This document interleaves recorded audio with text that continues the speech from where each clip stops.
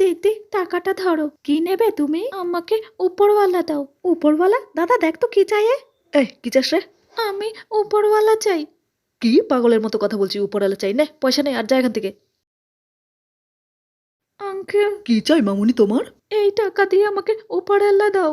উপরওয়ালা দাও? উপরওয়ালা কি দোকানে বিক্রি হয় নাকি? পাগল কোথাকার, যাও এখান থেকে। বাবা, আমি কোনো দোকানেই উপরওয়ালা পেলাম না। কেঁদো না মা, তুমি দোকানে গিয়ে গিয়ে উপরওয়ালা কেন চাইছো?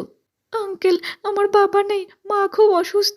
সবাই বলেছে উপরওয়ালাই একমাত্র আমার মাকে ঠিক করতে পারে। আমি সব দোকানে খুঁজলাম, কোথাও পেলাম না।